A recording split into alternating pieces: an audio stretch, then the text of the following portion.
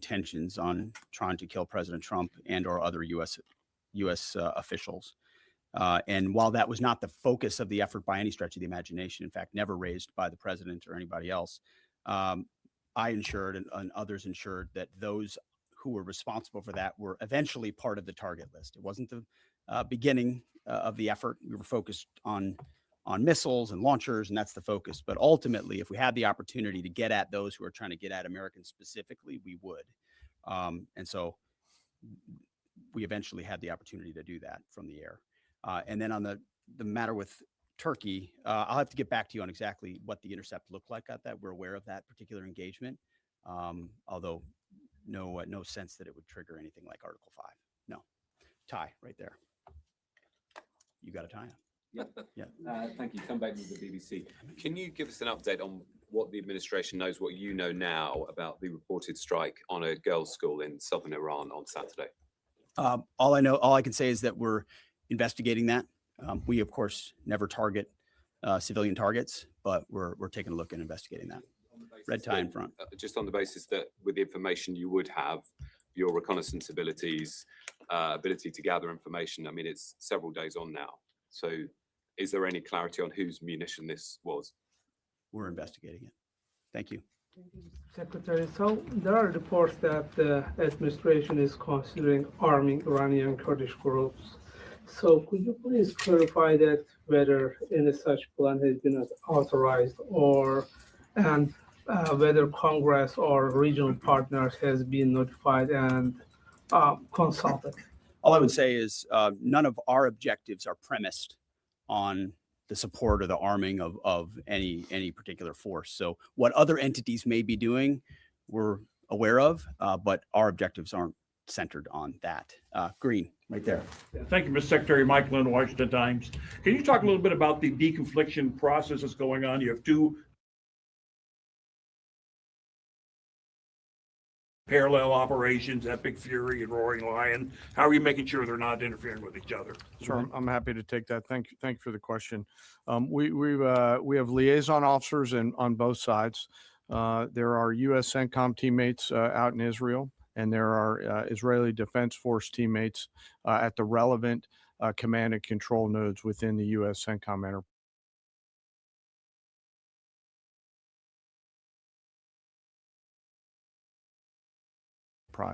Routinely, Admiral Cooper is talking to the IDF Chief of Defense, and I will occasionally speak to him through the arc of this. I've spoken to him a few times already. That allows us to coordinate, integrate, and synchronize activities while maintaining separate efforts. And when I said a breath of fresh air, I really meant it.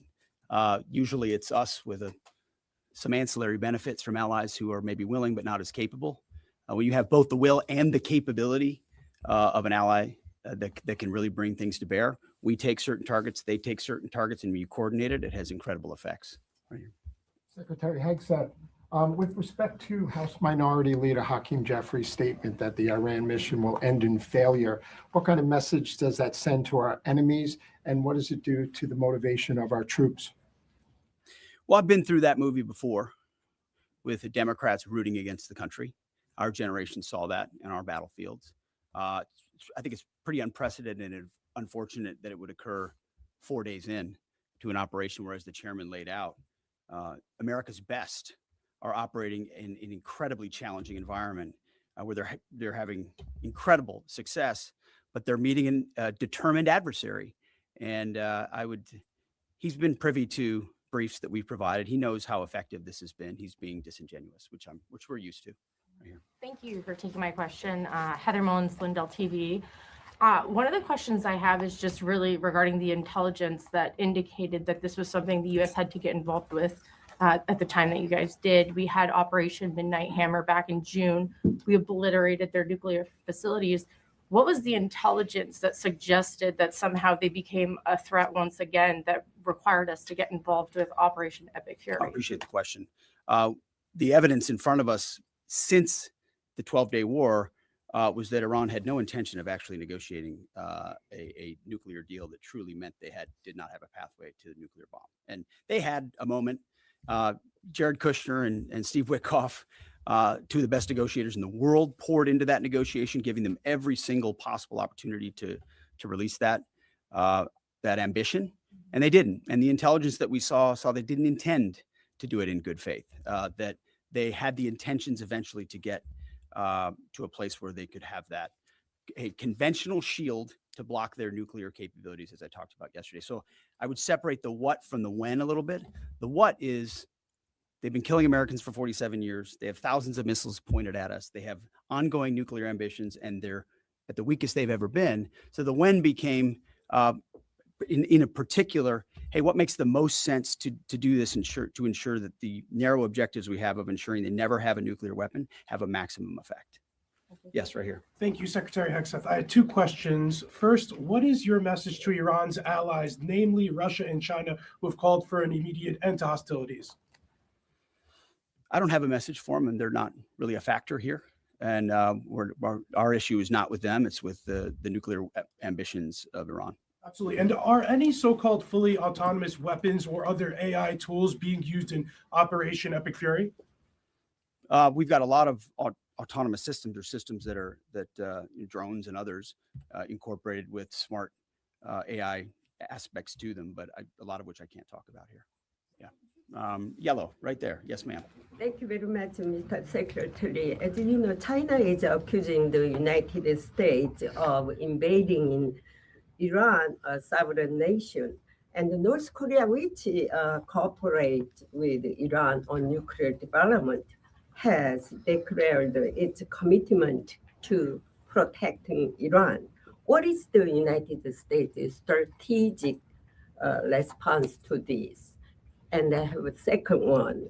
How many allies joined with the United States to fighting against Iran? Do you have any numbers? Well, I think what you're seeing right now is a response in the region to the belligerence of Iran and the willingness of them to target civilian airports, civilian hotels, civilian locations, civilian oil infrastructure of their Gulf neighbors who would have preferred not to be in conflict, didn't want to, but now realize that this is something that has to be dealt with. So whether it's UAE or Qatar or Bahrain or Kuwait or Saudi, on different levels, they're reaching out to us, whether they're going on offense, which they are, whether they're giving us additional access, basing and overflight.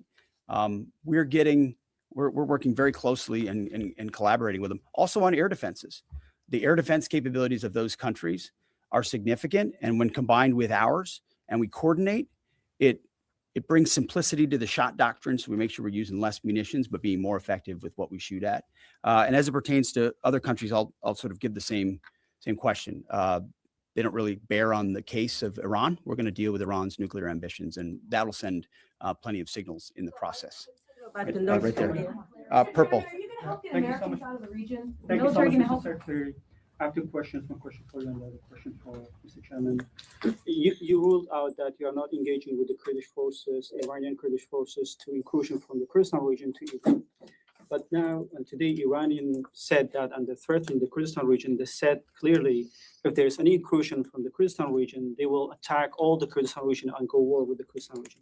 What's your comment on that? And a question for Mr. Chairman, given comments that the U.S. forces might be deployed if necessary, under what specific conditions would you determine that deploying U.S. boots on the ground is necessary? And how would such a decision support and advance your stated strategic goals? Well, I'm not going to comment on U.S. boots on the ground. I think that's a question for policymakers, and I don't make policy, I execute policy. I will say on the question in the back corner about helping Americans get out, first, it's a great opportunity to encourage everybody in the region to go to the State Department and register. Secretary Rubio's been trying to get that word out, and I'd ask you to help us with that, to have folks register. We've also opened up space available seats as C-17s and other airplanes come in, to try to help folks get out. But that's really a State Department matter. But to answer your question, that's what we've been doing.